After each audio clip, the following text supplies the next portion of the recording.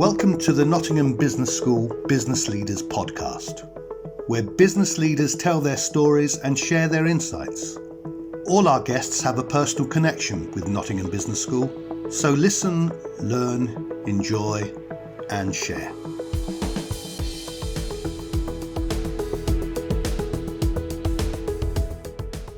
Errol Gardner is Global Vice Chair for Consulting at international business services company EY.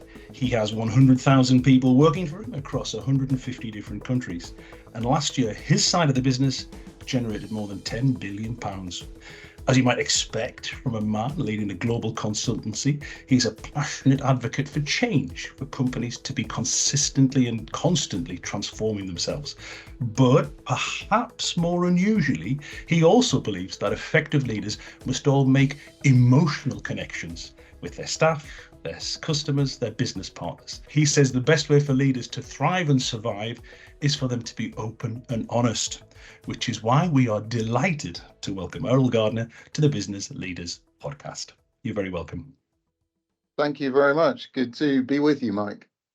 So perhaps I could start by asking, what does a global vice chair for consulting do? Well, just maybe to explain it, because you talked about us being a business services group, but we're one of the organizations, I guess, known in the industry as the Big Four within professional services. And so we do four different main lines of business that we call service lines for our market. So consulting that I lead, as well as audit and assurance work, as well as strategy and transactions, as well as tax. So those are the four elements across the 150 plus countries that you described. My role is to both lead and represent that consulting business. So it's in relation to the business driving the strategy and the performance of that business on a global basis. It also means that I represent it on the global executive of the organization. But I also have other duties, I guess, which I play on behalf of the firm overall, one of which is co-sponsoring social equity, which is initiative, which is one of our key DE&I initiatives that we have as an organization. So maybe we can get a little bit more into the detail of it, but that in a nutshell is what it is. Okay. So I mentioned, I think you came back on it again there, that this is a big operation, 100,000 people, 150 countries, generating £10 billion. What particular leadership challenges does that pose? Oh, many and plenty, I would say. So, I mean, probably the first thing to understand with our organization compared to others is that we're a partnership. So a lot of what that means is that we're a decentralized organization in terms of accountability, if you like. So we have a number of partners across the world who take responsibility for different aspects of running our business. So a lot of the challenge I face is leading leaders, if you like. So being the person who is to coordinate, to collaborate, to corral people who are partners across our business, to enable them to be successful, but also to coordinate that we move generically in similar directions in terms of strategy and what we're trying to achieve with our clients and with our people and our teams. But as you can imagine, that's across multiple cultures and countries. It's across multiple technical skills. So, in consulting, I've got anything from risk quantitative skills through to business change people, to strategists, to technology folks, all of who've got very different personalities, very different social styles, and very different motivations in terms of what they're looking to get out of their work. So it's about tuning into people and making sure that you are, to a certain extent, getting people aligned, but at the same time, treating as much of the people and the differences of people in a way that gets the best out of them and the contribution they can make to the organization. Well, that's important because you touched upon it in the middle of there, about change, because you talk a lot about the need for leaders to drive change. And you're not just talking about every few years as it may have happened previously, but consistency. I think I heard you say endemic change is the new business as usual. So Yeah. why is that? Why is that? And how do leaders cope? Well, I think that's the times that we're in. I mean, you only need to look at our experience in the last 2 or 3 years to see the example of that. So I remember I think it was 2019, that our chair suggested, wouldn't it be a great idea if we piloted this new technology that was out there, video technology called Teams, where that we all got together and started talking with our teams on and use the video technology, if you like, as opposed to audio. And it got very lukewarm acceptance at the time, but then Now that's putting it politely, is it? you kind of well, indeed. So you fast forward, and then we had COVID, as you know, at the beginning of 2020, and probably within 5 or 6 weeks, we went from maybe 200 people using that platform to over 200,000 using that platform across our business.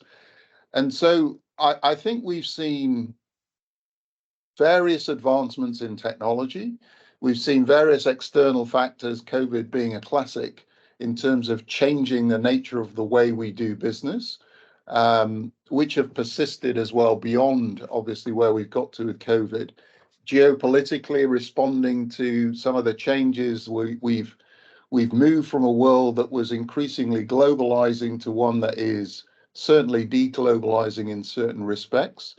Um, and organizations have to respond to that. So I think because technology being the underpinning aspect of that, I think you always, as a leader now, need to be ready to embrace the fact that tomorrow will not look like yesterday looked, and therefore always be on the forefront of embracing that change. Okay, so change makes people uncomfortable, doesn't it, though? Worried, angry, emotional. And yet you say, look, it's incredibly important for successful business change for leaders to harness human emotion. Now, we all know the concept of taking your people with you, but this sounds like something deeper, grander, more broad.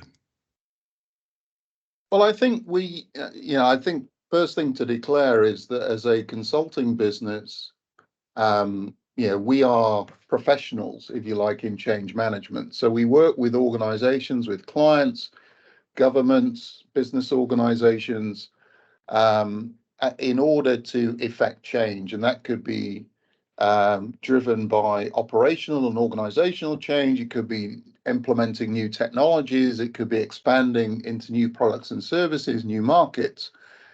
So we have to help clients do that. And we've got, and I've been in this business over 30 years. You see success and failure in those circumstances and try to understand, well, what is it that makes a difference? And one of the things we kicked off a study last year to look at some of the characteristics of this. We did some quantitative as well as qualitative survey work with leaders in looking at aspects of this. And it concluded very much what empirically you would have, or intuitively maybe have thought it was certainly the case, that in most cases, the difference and the major difference between success and failure is down to a human reaction to the change. And that comes in a number of different forms. It comes in the form of the effectiveness of the leader to be able to communicate and compel and engage people to a vision of the change. So not just what it is, but why it's happening and why it's important. It was also then about how people reacted to that, a little bit to the point in your question, that inherently people don't like change. So how do you get them comfortable that change is the right thing? And what process can you take them through? And a lot of that is the emotional part of how they're reflecting and responding to that.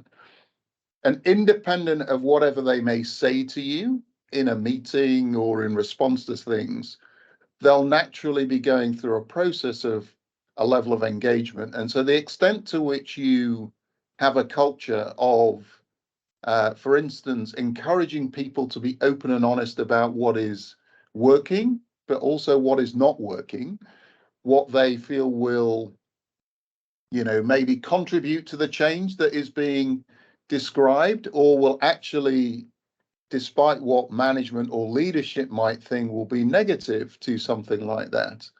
If the culture of the organization restricts their ability to say that because the leadership only wants to hear good news, that in itself sets an environment and a structure that makes it very difficult then, I think, for having that kind of success in terms of what you do. So those are just a couple of examples of but there are others and we talk about things like psychological safety and the importance of people being able to express a view when going through change and not being reprimanded or discouraged in terms of doing so. But the critical factor in all of this was the force multiplier was 2.5 times more successful when these factors were embraced, more likely to succeed in those situations than otherwise. So can I wrap that all up and say, look, the key leadership skill within that is communication, is persuasion, is storytelling, is being able to, within that you have to be genuine, you have to be authentic, but it's that being able to get your point across. Yeah, I think yes, I think you summarized that well. I think that engagement and the emotional aspect comes from the fact that we're social animals, and we, despite what we've talked about with COVID and moving to video technology, that we like engagement with other people, and we shouldn't imagine in the work environment that we can be successful without tuning into that innate human desire and characteristic to be more connected and to feel that they belong to something and feel that the people and the teams that they work with are aligned and kind of moving in the same direction. So having those skills and being able to see when those things are not working very well, and being able to spot that, and I guess having the emotional intelligence to see and spot that is, I think, a really important characteristic of leadership now, much more so certainly it was when I started my working career. Okay, so last year EY proposed splitting its global business into audit consultancy, which would have been a huge change. But Enable it changed its mind. So what leadership skills help you deal with that, change of plan? Well, I think in any kind of business environment, in the type of work and role that I do, things change all the time. That is the nature of being in the business that we run, but also the businesses that we serve as clients. That leadership changes, circumstances change that mean that you need to course correct and do things differently, or it may also mean that you just have to put your plans off because the timing's not right, and you need to think about doing that in the future. But I think in relation to the specifics of what you described, I think it led clearly to the need to connect with people, and back to your point on the communication and the storytelling, to be able to give them the narrative of why that was and be very transparent about the reasons, the rationale, and some of the issues that drove a decision of that nature, but then also give them a sense of reasonably quickly what the next steps look like, what the path forward is, and what the future direction is. So, I think all of those things, as long as you are relatively transparent with that, but to a certain extent, yeah, we're an organization that is very successful in terms of what we do. It's also giving people a sense of the confidence of who we are and the organization that will be going forward in the future. That you can work your way through the natural disappointment that certainly some people felt that we didn't move forward with that transaction in the time frame that we outlined. Let's go back to the beginning. You grew up in West Yorkshire. went to university in Nottingham, just up the road from here, before training as an accountant. So what do you know now that you wish you'd known back then? Well, I think I mean, so much in a way, but in to a certain extent, you only know it because you've experienced it, right? But if I were to say to some of the folks, no doubt, that listen to this, that, you know, for me, I have this notion of unconscious competence that I've had throughout my or certainly the latter part of my career, that people talk to. And the analogy I kind of go back to is that if I think of one of the things that I was most pleased about when I was young, is when I passed my driving test. And if you go back to the first time you ever jump in a car, you can't quite get your head around the fact that you'll ever be able to drive, because nothing, the hand-eye coordination, all the different things that you need to do. And then you get to a point that you pass your test. And then you start driving, and then you realize how many people pass their test. And you think, why was I ever worried about passing a test? There are so many people on the road. A lot of them can't drive, of course, but why was I ever worried about that? And I think if you think about your life in whatever profession, whatever career that you choose, I think when you start work, it's a very similar feeling that I don't know what I'm doing. I don't understand the steps I need to take. I don't understand the terminology. There are lots of things I need to work through. But the reality is, in time, if you look around you, all the people that are in leadership roles are actually just like you. They started at the same place. So you've got to believe that you have what it takes to make it. And I remember when I became a partner, it was the same situation. You think, oh, I've become a partner. That's so special. How could I have managed to achieve that? And then I went to a partner meeting and there were 2,000 people there. You think, well, how can it be special? And I'm in a room with so many people. So I think you've always got to believe that you get to a point that you are doing things without thinking about it, and you're successful and you can make things happen in general terms without giving it a moment's thought. So never have that sense of I can't do this, or that lack of confidence or uncertainty in yourself that you can't achieve, because you can and you will, as long as you take the same steps that in terms of mastering anything that you do in life, that you take them. Okay, so on reflection, do you think it was whatever you'd done, whatever career path you had chosen, you'd have ended up as a leader? Well, I'd like to think so. I mean, we're looking in the rearview mirror, if you like, and what I know is there are a number of checkpoints in the career I've had that there were forks in the road, if you like, that you could see that I could have gone in a very different direction. But you'd like to think so. But if I go back again to when I started work, I had zero confidence in terms of entering the workplace. Yeah. Really? So I had, I remember, I can remember all kinds of barriers that were in my head in terms of concerns. You mentioned my background in West Yorkshire. So I came to work on a full-time basis for the first time in London. So I had no support base here. I had no family and friends here. It's a very unusual environment. And then going into professional services in 1990, when I did, was a very different world than it is today. And obviously, as a black person doing that as well, it was I was not to say I was unique, but I was in a very clear minority at the time. And so you have a number of things that are working against you and making you think that you shouldn't have aspiration, you shouldn't think about doing anything in many ways beyond the constraints that you see around you. But I've been very fortunate that as I say, forks at the road, that I could have made different choices, or people who have helped me along the way could have not helped me, if you like. But I think I'd like to think that in the end I would have found a way.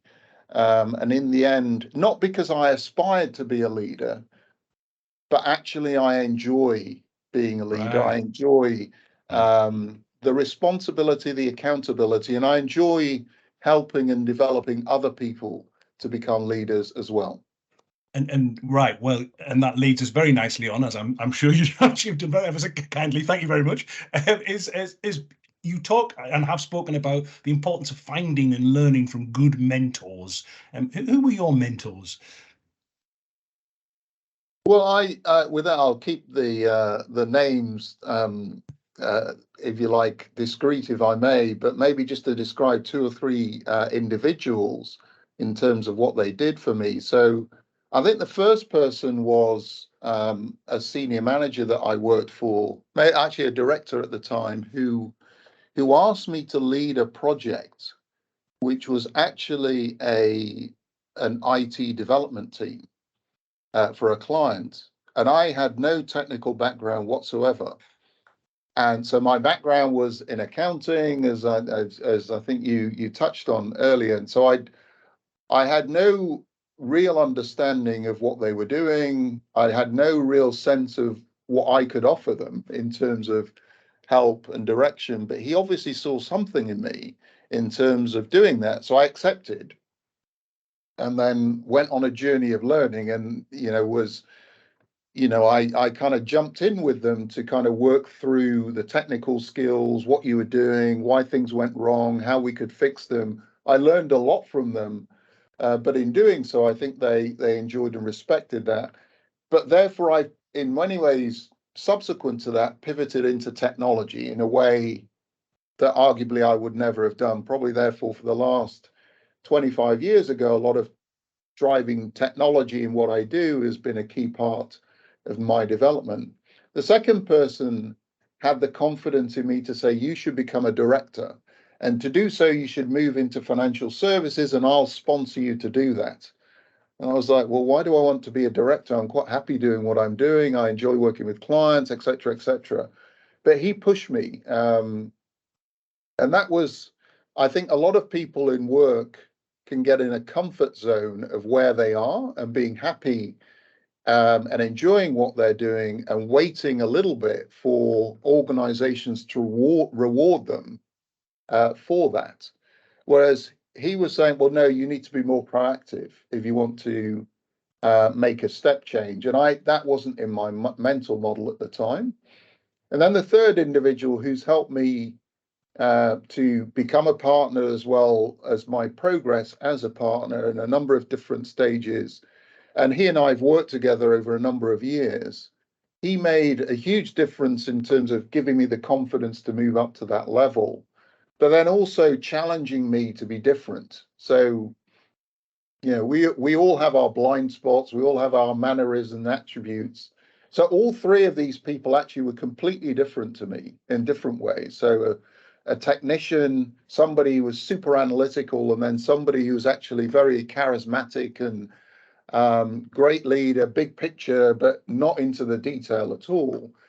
And they've all challenged me to be very different at different points in my career. But the key bit I would say about mentorship, and it's the difference between mentorship and sponsorship, I'd say, is I know that all three of those individuals supported me when I wasn't in the room. And one of the key aspects of that I think any individual going through their career needs to be aware of, it's actually what is said when you're not there that matters, as opposed to when you are there, and how they advocate and represent for you in other forums on your behalf. Yes, I think we all have great experience of that. Absolutely. And it sounds, I think this sounds like a daft question actually now, having sat and listened to you for the last 20 minutes, but do you still get a buzz from your leadership? Yeah, yeah, absolutely. I mean, I'm inherently, I feel blessed because I love what I do. I've always enjoyed my career and the different aspects of what I've done. And now I'm in more of a leadership role. So do less in terms of client engagement, client involvement on a day-to-day basis, which I also love. But I think just driving, as I say, helping and empowering others, being and overseeing the strategy of a business like this at a time of such significant change in the world. And I guess as an organization like ours, you see so much as well. So, if you think about a lot of the issues that are happening in the world that affect so many people, companies, and countries, we're right in the middle of a lot of those things. So you get a line of sight and visibility of that, that oftentimes I would not have an opportunity to see that in different roles or different professions. So no, I do still very much get a buzz every day. Yes, and you can see that from where I'm sitting as well. Absolutely. So, in terms of issues, you're a member of the Executive Leadership Council, which is a global organisation committed to helping more Black executives achieve positions on corporate boards. And again, I've heard you say that 30 years ago, when you walked into meetings, you were usually the only Black man in the room. How important is it for modern leaders to build diverse teams? Well, I think it's interesting you call out the 30 years ago. I think, and maybe this is just a function of I guess becoming a leader and having more senior leadership roles. That is still very much the situation, actually, that in a lot of environments and a lot of forums, I am still the only Black person, let alone Black male in the room. So, but I'm used to that now. And I think part of my role is to hopefully make that not be the case for people coming through. But to your central point, I think, and you could maybe say as the self-interest speaking here, but the reality is that diversity is critical in any dimension of the business dialogue that you look to. So I think clients and customers increasingly expect it. So if you look at it in terms of connecting with your customers, your clients, whoever they may be, they want to see that. I think clearly as you run organizations, you see that diversity with it brings different points of view.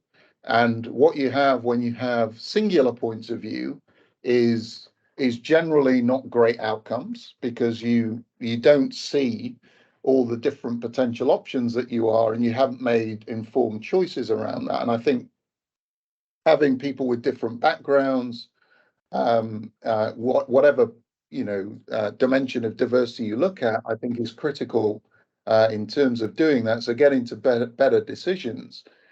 But I think also, if you think about it back to the aspiration topic that I mentioned earlier, I think it's critical for any organization that if they want to inspire talent to reach its natural potential, that people, it doesn't matter, be it their gender, be it their ethnicity, or whatever other aspect of diversity that they have, that they see people that are like them so that they can aspire to be like them. Because I think it's one of those critical barriers, I think, for people to not see that, and therefore not to succeed or to go elsewhere. So I think, and organizations, we talk about the human part of it. Most organizations, whatever they do, be that, I mean, we're a services organization, critically rely on our people to deliver our revenue for us, if you like. But even if you're a product company, even if you make things, your people are so fundamentally important to your success that if you don't widen the talent pool as far as possible to bring the best in, then you're only harming yourself. So Shooting I think yourself in the foot. Yeah. Yeah. Yeah, absolutely. That's fantastic. I mean, we're coming to the end now. Thanks very much for all your time. But I just want to ask you the one big catch-all question. You studied in Nottingham, and this is a podcast for the Nottingham Business School. Many of our students are on a leadership journey. So there's not only the young students who are just starting out, but there are students who are halfway through their leadership journey. But if you were to give one piece of leadership advice to all of them, what would it be? I think it's always very difficult to give one. So if I may, I I'd just say, here's one, but I'm going to say it in three things. But find something you enjoy doing, because if you're passionate and you enjoy doing it, then work's never a chore. It is something you'll aspire to do better at. Because no matter, from a leadership perspective, it's critical that you are very good at what you do. I think you have to be curious. So you have to want to learn every day. And I don't mean learn in an academic sense. I mean, be curious about what's around you, about what makes things work versus what makes things not work. But also take risks. We haven't talked about it today, but I think another critical part of my career has been around being prepared to do something. I talked earlier about my first mentor pushing me to run a development team. I would not be where I am today had I said, well, I can't really do that, so I'm not going to go ahead. So be open to taking risks, because that's in the place that you'll get the maximum reward, I think.